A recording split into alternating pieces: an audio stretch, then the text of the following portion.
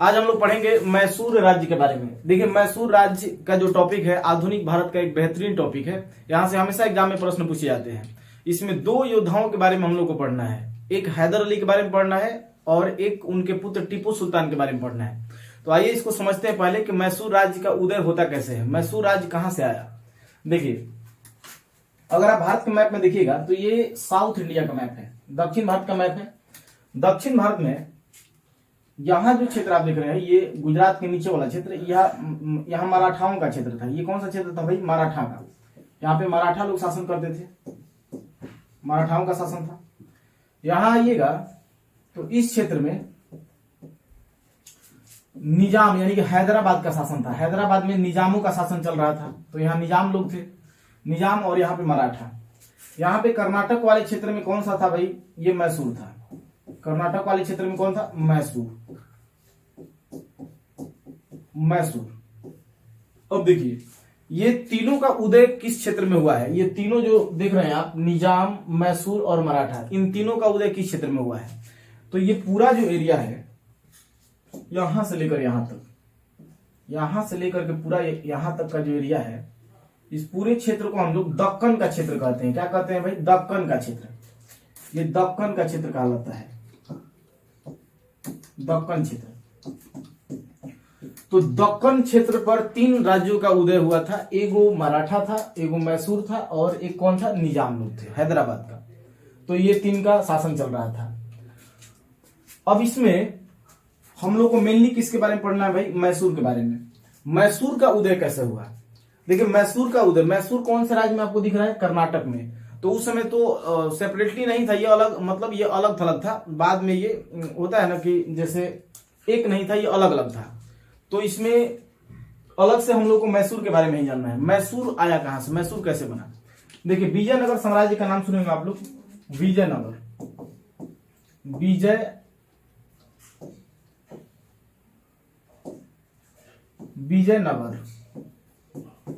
विजयनगर साम्राज्य। विजयनगर साम्राज्य की स्थापना हरिहर एवं बुक्का दो भाइयों द्वारा 1336 ईस्वी में किया गया था। ये पहले जान चुके हम लोग। तो विजयनगर साम्राज्य का स्थापना 1336 में किया गया था।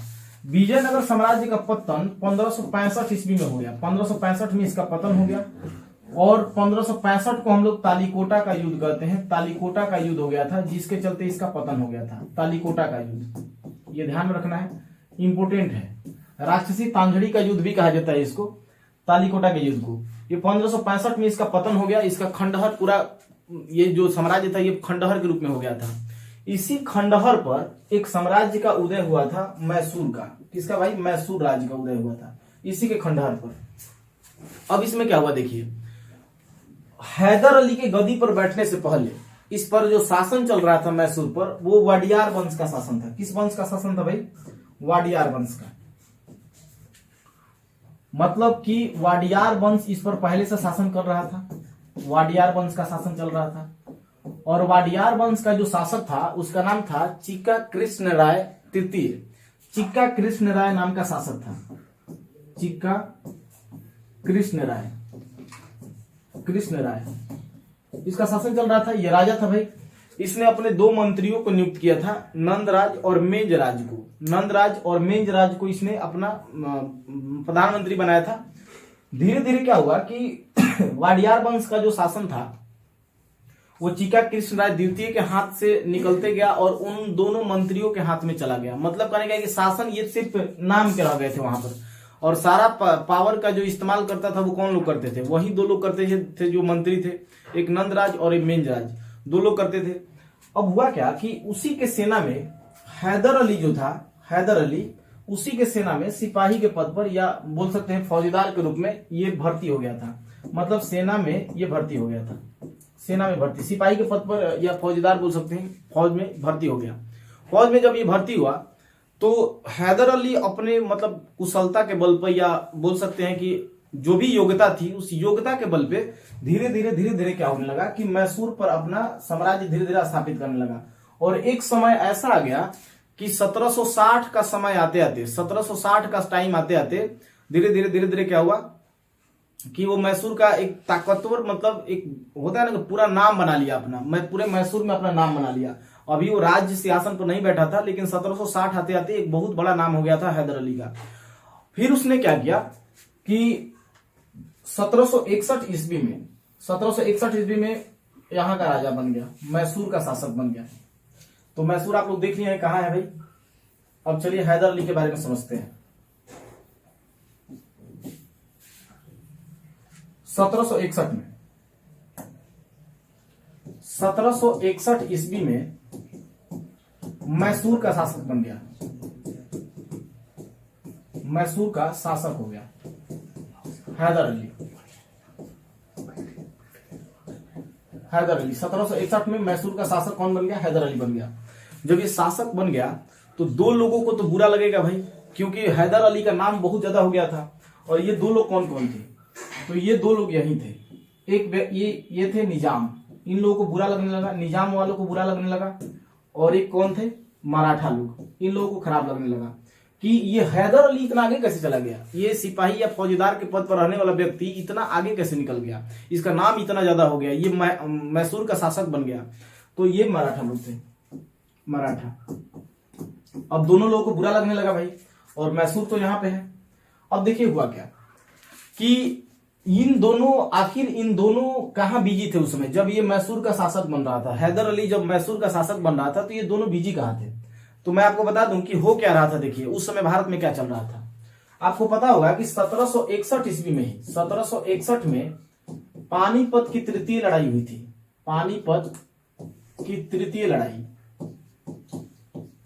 लड़ाई पानीपत की हुई थी। और ये किसके किसके बीच हुआ था? पानीपत की तृतीय लड़ाई किसके किसके बीच में? तो अहमद शाह अब्दाली, मतलब जो अफगानी व्यक्ति था, और मराठाओं के बीच में हुआ था। मतलब कि मराठा और अहमद शाह अब्दाली के बीच में, मराठा प्लस अहमद शाह अब्दाली, इसके बीच में लड़ाई चल रही थी। तो मराठा लोग तो भाई तृतीय पानीपत की तृतीय लड़ाई में अपना व्यस्त थे, जिसके वजह से वो ध्यान नहीं दे पाए थे मैसूर की तरफ। और यहाँ पर हैदराबाद में क्या चल रहा था कि उत्तराधिकार के लिए लड़ाई कर रहे थे लोग कि गद्दी पर कौन बैठेगा। तो ये उत्तराधिकार के युद्ध में बिजी थे। निजाम जो हैदराबाद के थे ये लोग उत्तराधिकार के युद्ध में बिजी थे, और उधर मराठा लोग कहाँ बिजी थे? तो 1761 में जो पानीपत की तीसरी लड़ाई हो रही थी उसमें बिजी थे। इसी में बाजी मार लिया कौन? हैदर अली। हैदर अली शासक बन गया। और हैदर अली के शासक बन जाने के बाद अंग्रेज लोग कहाँ है, ये भी थोड़ा जान लेते हैं कि अंग्रेज लोग कहाँ है। देखिए अंग्रेज सब कहां है। देखिए ये वाला जो क्षेत्र है ना, ये बंगाल का क्षेत्र है, यह है बंगाल। तो अंग्रेज किस में बिजी है? बंगाल को जीतने में बिजी है। आपको पता है ना कि 1757 ईस्वी में प्लासी की लड़ाई हुई थी। 1757 में प्लासी की लड़ाई हुई थी। और प्लासी की लड़ाई के बाद सिराजुद्दौला हार गया था, जिसके वजह से उसके सेनापति मीर जाफर को इन लोगों ने गद्दी पर बैठा दिया था। मीर जाफर को बैठाने के बाद फिर मीर कासिम आया। मीर कासिम के बाद बक्सर की लड़ाई होगी 1764 में। तो ये लोग उधर बिजी थे। अंग्रेज जो था वो सब कहां बिजी था? बंगाल में बिजी था। और मराठा लोग पानीपत की तीसरी लड़ाई में बिजी थे। और हैदराबाद के निजाम उत्तराधिकार के युद्ध में बिजी थे। बीच में बाजी कौन मार लिया भाई? हैदर अली बाजी मार लिया, और यहाँ पे गद्दी पर बैठ गया, मैसूर की गद्दी पर बैठ गया। जब ये मैसूर की गद्दी पर बैठ गया तो सबको खराब लगने लगा। मतलब इनको तो खराब लग ही रहा था, मतलब इनको बुरा लग रहा था कि यार हैदर अली गद्दी पर कैसे बैठ गया यहाँ पर। और ये तेजी से अपने साम्राज्य का विस्तार करने लगा। इधर के एरिया को ये क्या करने लगा? जीतने लगा। मतलब इधर के एरिया को ये क्या करने लगा? जीतने लगा। धीरे धीरे अपना साम्राज्य का विस्तार करने लगा। और अंग्रेज भी क्या कर रहे थे कि बंगाल को जब वो जीत लेते हैं 1764 में बक्सर के युद्ध में तो वास्तविक विजय हो गई थी अंग्रेजों की। तो उसको जीत जाने के बाद ये लोग जो अंग्रेज थे ये क्या कर रहे थे? अपना साम्राज्य का और भी विस्तार करना चाह रहे थे। मतलब और भी चाह रहे थे कि हमारा साम्राज्य क्या हो जाए, बड़ा हो जाए। तो इधर दक्षिण भारत की तरफ ये बढ़ना चाहते थे। अब अगर एग्जाम में पूछा जाता है तो क्वेश्चन कैसे पूछेगा कि मैसूर के दो प्रतिद्वंदी कौन कौन थे? मैसूर के दो कॉम्पिटिटर यानी कि प्रतिद्वंदी कौन कौन थे? तो एक तो बताएंगे मराठा थे, और प्लस कौन थे? निजाम। मराठा और निजाम, मराठा थे और दूसरे निजाम, ये दो प्रतिद्वंदी थे। अब प्रतिद्वंदी के साथ साथ ये अवसरवादी भी थे। प्रतिद्वंदी के साथ साथ क्या थे? अवसरवादी थे। मतलब कहने का है कि निजाम और मराठा कैसे थे, अवसरवादी। जब इनको अवसर जहां मिलता था वहां ये पलटी मार देते थे। मतलब जब देखे कि जिधर पल्लड़ा भारी है उधर ये मतलब हेल्प करते थे उनका, मतलब वो उधर मिल जाते थे। और जिधर पल्ला कमजोर होता था उधर क्या करते थे, उनको लगता था कि ये कमजोर है तो उधर जाते ही नहीं थे।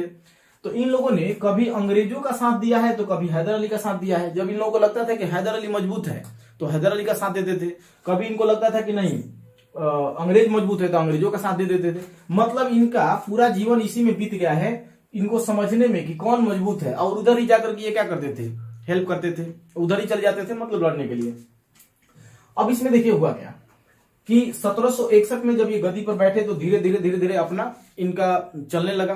कभी कभी मराठाओं ने इस पर आक्रमण भी किया था हैदर अली के साथ। मराठाओं माधव राव जो थे पेशवा थे, उन्होंने आक्रमण भी किया था इस पर, लेकिन बहुत ज्यादा मतलब इन्होंने मराठाओं पे आक्रमण नहीं किया। थोड़ा बहुत जो क्षेत्र था इन लोगों का। अब ये क्या हुआ कि आपस में जो भी इन लोगों ने क्षेत्र को जीता था फिर बाद में लौटा दिया था। जो मैसूर जीता थे और मराठाओं के बीच में, इन दोनों के बीच में जो भी युद्ध हुआ था। लेकिन वास्तविक जो लड़ाई होती है तो वो तो अंग्रेजों के साथ होती है। अब वहां पे लड़ाई कैसे शुरुआत होती है देखिए। 1764 में जब अंग्रेज बक्सर की लड़ाई जीत जाते हैं, 1764 में बक्सर की लड़ाई हो गई थी।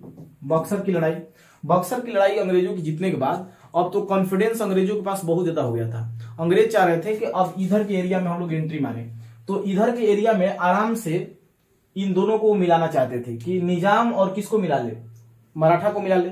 लेकिन हैदर अली कभी तो मिलने का नाम नहीं लेगा भाई। हैदर अली चाहता ही नहीं था कि ऐसा कुछ हो, अंग्रेजों के साम्राज्य का विस्तार हो। तो अंग्रेज चाहते थे कि अगर हैदर अली किसी भी तरीके से हार गया, इस क्षेत्र में हार गया, तो हम लोगों का काम बन जाएगा, जो भी हम लोग चाहते हैं वो हम लोग का पूरा हो जाएगा। हैदर अली ने क्या किया, दिमाग लगा दिया। यहां पर केरल में एक जगह है, अभी वर्तमान में केरल में पड़ता है माहे नाम का एक जगह है यहाँ पर केरल में। यहाँ पे फ्रांसीसियों की एक बस्ती थी। फ्रांसीसियों की बस्ती मतलब एक कॉलोनी थी, छोटी सी कॉलोनी। फ्रांसीसियों के साथ मिल करके एगो शस्त्रागार का स्थापना किया, हथियार रखने वाला एक मतलब जगह का स्थापना कर दिया वहां पे। तो इससे क्या हुआ कि अंग्रेज भी भड़क गए और इन दोनों को भी बुरा लगने लगा। अब ये दोनों क्या किए कि 1764 में तो अंग्रेज बंगाल को जीत गए थे। इन दोनों को लगा कि अंग्रेज जो है वो बहुत ताकतवर है, इसलिए इन लोगों ने अंग्रेजों का सपोर्ट करना शुरू किया। और यहीं से तैयार होने लगा बैकग्राउंड किसका, प्रथम आंग्ल मैसूर युद्ध का। तो यहाँ पर प्रथम आंग्ल मैसूर युद्ध शुरू होता है। प्रथम आंग्ल मैसूर युद्ध, और निजाम और मराठा किसका साथ देंगे भाई, तो ये अंग्रेजों का साथ देंगे। ऑब्वियसली ये क्या किसको साथ देंगे, अंग्रेजों का, क्योंकि इनको पता है कि अंग्रेज जो थे वो बंगाल को जीत चुके हैं और अंग्रेज ताकतवर है, इनको ऐसा लग रहा था। तो इन लोगों ने साथ किसका दिया, अंग्रेजों का साथ दिया। अंग्रेजों ने तो मिला लिया इन लोगों को। अब देखिए क्या होगा। अब होता है यहां पे प्रथम आंग्ल मैसूर युद्ध।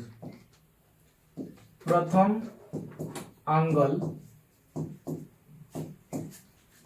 मैसूर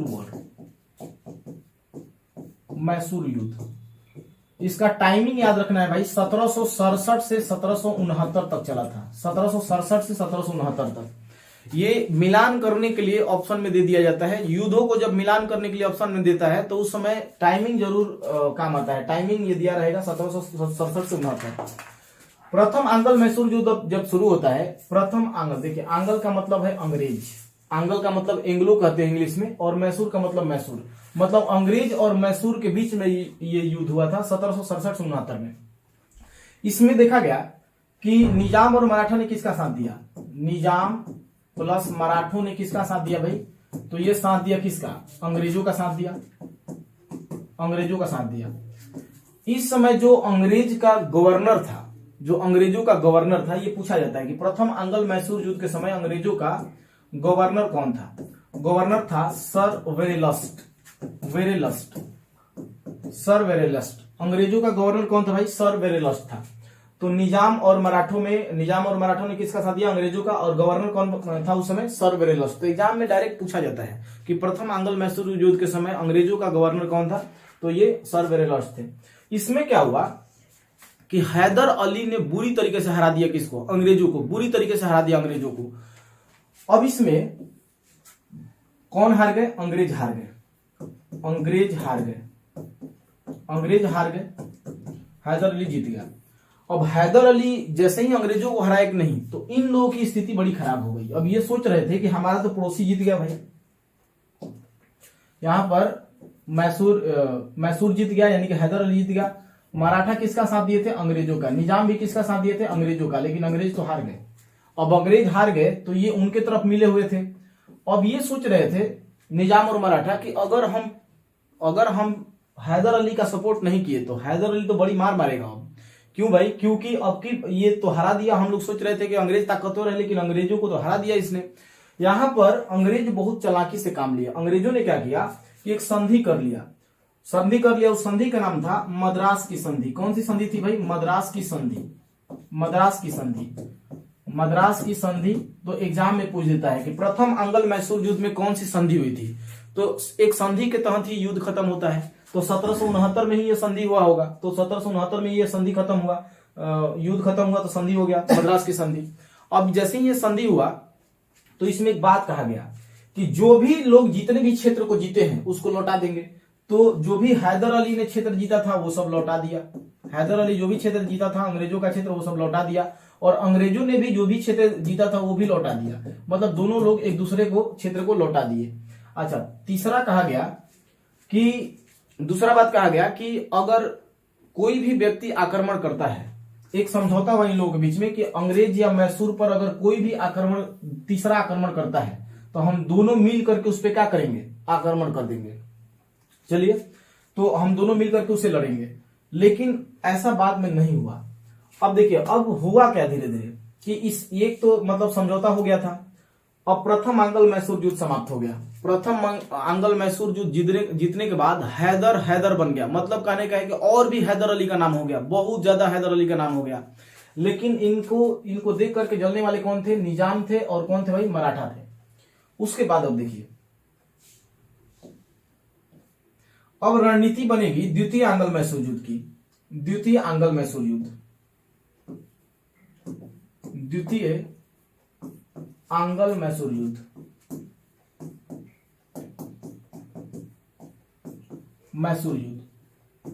ये रणनीति कैसे बनती है इसको पहले समझते हैं। ये चला था 1780 से 84 तक। 1780 से 84 तक इसकी रणनीति कैसे बनती है? देखिए, अंग्रेजों और हैदर अली में क्या समझौता हुआ था? अंग्रेजों और हैदर अली में यही समझौता हुआ था कि अगर हम दोनों पर कोई अगर तीसरा आक्रमण करता है तो हम एक दूसरे का हेल्प करेंगे या मिल करके लड़ेंगे। तो मराठा वो कुछ क्षेत्र को लूट लिया, छोटे मोटे क्षेत्र को। हैदर अली इन सब चीजों को इग्नोर कर देता था, छोटे मोटे लड़ाइयों को। वो जानता था कि ये पड़ोसी है, ये हमारे ही देश के। तो इन दोनों को समझा बुझा के मिला लिया। हैदर अली मराठा और निजामों को मिला लिया भाई, समझा बुझा करके। अब इसमें निजाम और मराठा जो थे द्वितीय आंग्ल मैसूर युद्ध में किसका साथ देंगे? निजाम और मराठा किसका साथ दिए भाई? तो ये हैदर का साथ दिए, हैदर का। अंग्रेज गवर्नर कौन था जब द्वितीय आंग्ल मैसूर युद्ध चल रहा था? उस समय अंग्रेज गवर्नर कौन था? तो अंग्रेज गवर्नर था वॉरेन हेस्टिंग्स। ये ध्यान रखना है, बहुत ही ज्यादा इंपॉर्टेंट है, पूछा जाता है। तो अंग्रेज गवर्नर उस समय वॉरेन हेस्टिंग्स था। धीरे धीरे क्या हुआ कि छोटे मोटे लड़ाइयों में तो बहुत सारे अंग्रेजों को हरा चुका था, ये बहुत सारे लड़ाइयों में हरा चुका था हैदर अली। अब अंग्रेज परेशान हो गए थे एकदम। अंग्रेजों ने अंदर ही अंदर निजाम और मराठा को मिला लिया और निजाम और मराठा ने हैदर अली को धोखा दे दिया। मिले हुए थे लेकिन हैदर अली को निजाम और मराठा ने क्या कर दिया? धोखा दे दिया। अब धोखा देने की वजह से 1781 ईस्वी में पोर्टनोवा के युद्ध में हैदर अली घायल हो गया। हैदर घायल हो गया भाई, पोर्टनोवा के युद्ध में हैदर घायल हो गया और 1782 में उसकी मृत्यु हो गई। 1782 में मृत्यु हो गई। तो ये ध्यान रखिएगा, 1782 ईस्वी में किसकी डेथ हो गई? हैदर अली की डेथ हो गई। अब क्या हुआ कि गद्दी पर हैदर अली का पुत्र बैठेगा मैसूर की गद्दी पर। वो बहुत ही कम उम्र के थे, 22 साल के मात्र थे, टीपू सुल्तान। तो टीपू सुल्तान को अब मैसूर का गद्दी दिया जाएगा। तो मैसूर के गद्दी पर टीपू सुल्तान बैठेंगे। अब यहां पर इस युद्ध में क्या हुआ कि अभी युद्ध को जारी रखेंगे कौन? टीपू सुल्तान। तो टीपू सुल्तान 22 साल की उम्र में गद्दी पर बैठा भाई, मैसूर की गद्दी पर। तो अब मैसूर की गद्दी पर आ गया टीपू सुल्तान। टीपू सुल्तान 1782 से लेकर 84 तक युद्ध को जारी रखेंगे। 1782 से लेकर के 84 तक युद्ध को जारी रखेंगे। लेकिन निजाम और मराठा अंदर ही अंदर क्या कर चुके थे, धोखा दे दिए थे हैदर अली को। बाद में टीपू सुल्तान को एक समझौता करना पड़ गया, एक संधि करना पड़ गया। तो एक संधि किया गया, यहां पर एक संधि हुआ द्वितीय आंग्ल मैसूर युद्ध के तहत। कौन सी संधि हुई भाई? मैंगलोर की संधि, मैंगलोर की संधि, मैंगलोर की संधि। तो ये इंपॉर्टेंट है, ध्यान रखिएगा, मैंगलोर की संधि। तो पहले में कौन सा हुआ था? मद्रास की संधि। दूसरे में कौन सा हुआ? मैंगलोर की संधि। अब टीपू धीरे धीरे धीरे धीरे एक योग्य और कुशल शासक बनते जा रहा था। पढ़ाई लिखाई में भी टीपू सुल्तान बहुत तेज था, और टीपू सुल्तान धीरे धीरे धीरे धीरे बहुत बड़े हो गए और एक शासक के रूप में उभरा। ये धीरे धीरे विदेशी शासक थे उनका सहायता भी लेने लगे, और एक बहुत बढ़िया राजनीतिज्ञ हो गए, और कूटनीति भी अच्छे से ये जानने लगे। तलवारबाजी, तीरंदाजी, हर चीज ये जानते थे।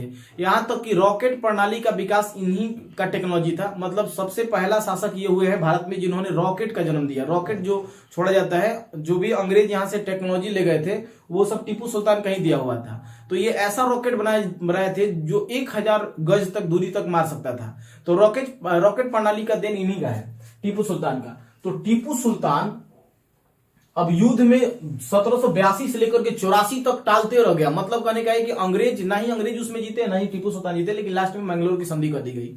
उसके बाद क्या हुआ? अब टीपू सुल्तान फ्रांसीसियों से हाथ बढ़ा लिया दोस्ती का, फ्रांसीसियों से दोस्ती कर लिया। फ्रांसीसी में आप जानते होंगे कि 1789 ईस्वी में फ्रांस की क्रांति हुई थी, फ्रांसीसी क्रांति। तो वहां पर अब 1784 तक, 84 के बाद तो फ्रांस में तो क्रांति चल ही रहा होगा। तो फ्रांस में एक शासक था, बाद में जो शासक बन जाता है फ्रांस का, सेनापति था उसमें नेपोलियन। फ्रांस का नेपोलियन था।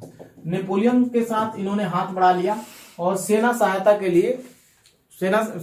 लिए मांगा। तो इन्होंने विदेशी सहायता मांगी, विदेशी सहायता, टीपू सुल्तान ने विदेशी सहायता मांगी और फ्रांसीसियों से दोस्ती कर लिया, फ्रांसीसी से दोस्ती। अब ये फ्रांसीसी से दोस्ती कैसे किए? फ्रांसीसी से दोस्ती कर लिए, फ्रांस जाकर नहीं। मैंने बताया था कि अभी यहां पर केरल वाले क्षेत्र में माहे में फ्रांसीसियों की एक कॉलोनी थी, यहीं पर इन्होंने अपना प्रस्ताव रखा भाई। तो फ्रांसीसी भी आकर के मिल गए किनसे? अंग्रेजों को। तो वो भी हराना चाहते थे। अब दोनों यहां पे दोस्ती कर लिए।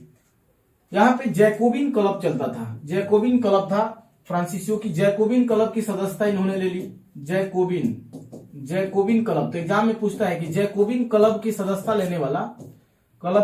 लेने वाला शासक का नाम बताइए। तो ये था टीपू सुल्तान। जैकोबिन क्लब का सदस्यता ले लिया। फ्रांसीसियों से मित्रता होने के बाद, फ्रांसीसियों के मित्रता के मतलब सिंबल के रूप में, एक प्रतीक के रूप में इन्होंने एक वृक्ष लगाया था अपनी राजधानी में। टीपू सुल्तान की राजधानी कहां थी भाई? श्रीरंगपट्टनम। राजधानी टीपू सुल्तान ने बनाया श्रीरंगपट्टनम को। श्रीरंगपट्टनम को इन्होंने अपना राजधानी बना दिया, और राजधानी में ही, मतलब श्रीरंगपट्टनम में ही एक स्वतंत्रता का वृक्ष लगाया। फ्रांसीसियों से, यानी कि नेपोलियन से दोस्ती के सिंबल के रूप में स्वतंत्रता का वृक्ष लगाया, स्वतंत्रता का वृक्ष लगाया। तो स्वतंत्रता का वृक्ष लगाया और अपने को नागरिक टीपू कहने लगा, नागरिक टीपू। इस तरीके से ये आगे बढ़ने लगा। अब दोस्ती का हाथ, इन्होंने अपना राजदूत अलग अलग देशों में भेजा, जैसे काबुल में, मॉरिशस में, अलग अलग देशों में इन्होंने अपना राजदूत भेजे। यानी कि एग्जाम में पूछेगा कि मॉरिशस में अपना दूत किसने भेजा था, तो ये टीपू सुल्तान थे। इन्होंने अपना दूत भेज दिया। अलग अलग पॉलिटिकल लेवल के जितने भी शासक थे उन सब से अपना मतलब धीरे धीरे कनेक्टिविटी बढ़ाने लगे विदेशों में। फिर क्या हुआ कि ये बात अंग्रेजों को हजम नहीं हुई, अंग्रेजों को खराब लगने लगा। अब जैसे ही अंग्रेजों को ये सब बातें बुरी लगने लगी, तो 1700 तृतीय आंग्ल मैसूर युद्ध की रणनीति बनने लगी। तृतीय आंग्ल मैसूर युद्ध, इसका टाइमिंग भी याद रखना है भाई, कब से कब तक था। तृतीय आंग्ल मैसूर युद्ध 1790 से 92 तक चला था, 1790 से 92। इस समय निजाम और मराठों को बहला फुसला करके अंग्रेजों ने अपने साथ तो मिला ही लिया। तो निजाम और मराठों ने किसका साथ दिया था? निजाम और मराठों ने साथ दिया अंग्रेजों का। निजाम और मराठों ने अंग्रेजों का साथ दिया। इस समय अंग्रेज गवर्नर कौन था? अंग्रेज गवर्नर इस समय कौन था? इस समय तृतीय आंग्ल मैसूर युद्ध के समय अंग्रेज गवर्नर थे Lord Cornwallis. Lord Cornwallis.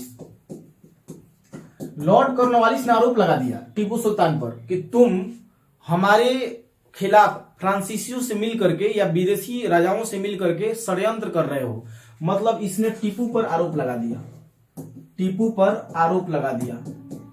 Tipu पर आरोप लगा दिया कि फ्रांसीसियों के साथ मिल करके अंग्रेजों के खिलाफ षड्यंत्र कर रहे हो। अब इसको देखते हुए तीसरा आंग्ल मैसूर युद्ध होता है और तीसरा आंग्ल मैसूर युद्ध में टीपू सुल्तान के साम्राज्य में रहने वाले कुछ लोगों को अंग्रेजों ने पैसा दे दिया था, जिसे अंदर की बातों को उन लोगों ने बता दिया था।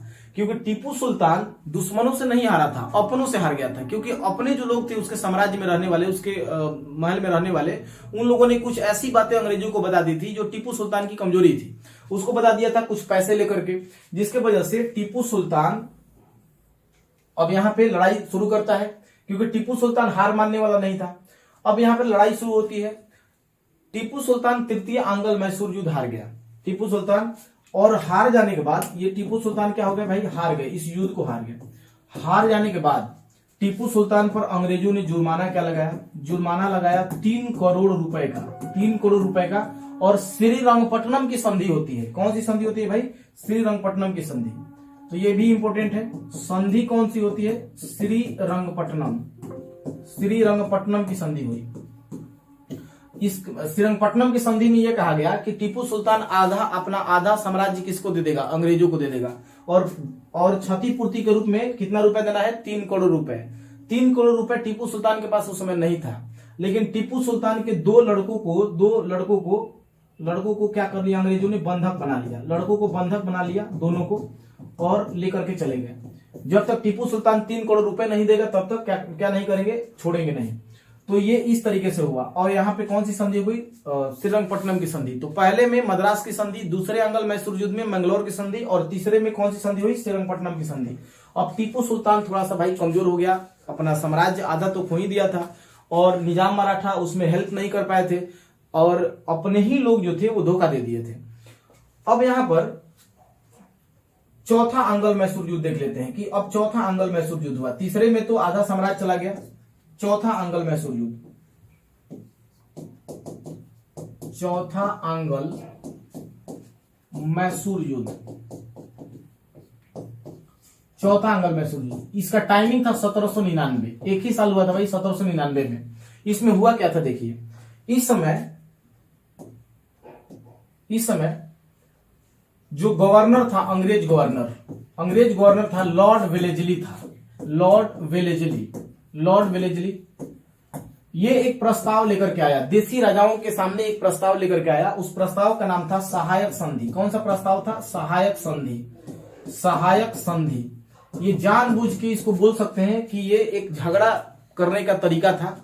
तो सहायक संधि लाया था। इस सहायक संधि का मतलब क्या था? सहायक संधि का मतलब क्या था यहाँ पर? तो सहायक संधि का मतलब था कि देसी जो भी राजा है, देसी राजा, उनकी रक्षा की जिम्मेवारी जो होगी वो अंग्रेजों की होगी। यहाँ सैनिक जो होंगे अंग्रेजों की, वो रक्षा करेंगे, और इन सैनिकों का पेमेंट जो करेगा वो देसी राजा करेगा।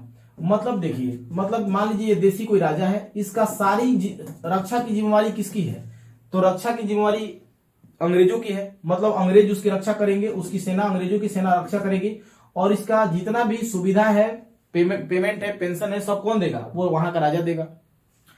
अब इसको निजामों ने सबसे पहले, हैदराबाद जो था, हैदराबाद राज्य, सबसे पहले कूद करके एक्सेप्ट कर लिया। यस, हम हैं, हमको दे दीजिए। मतलब टीपू ने बिल्कुल भी इनकार कर दिया, बोला कि हम नहीं सहायक संधि को मानते हैं। अब क्या हुआ कि अंग्रेजों ने टीपू सुल्तान की जो आधा साम्राज्य बचा हुआ था, श्रीरंगपट्टनम पे आक्रमण कर दिया, जिसके वजह से श्रीरंगपट्टनम में टीपू सुल्तान वीरगति को प्राप्त हो गए। 1799 में। तो एग्जाम में पूछ देता है कि टीपू सुल्तान की डेथ कब हुई थी, टीपू सुल्तान की मृत्यु कब हुई थी भाई, या वीरगति को कब प्राप्त हुए थे? तो ये चौथे आंग्ल मैसूर युद्ध के समय 1799 ईस्वी में। तो यहीं तक था हमारा मैसूर साम्राज्य। फिर मिलते हैं, ऐसे ही छोटे छोटे टॉपिकों को क्लियर करेंगे हम लोग तब नेक्स्ट वीडियो में। तब तक के लिए बाय।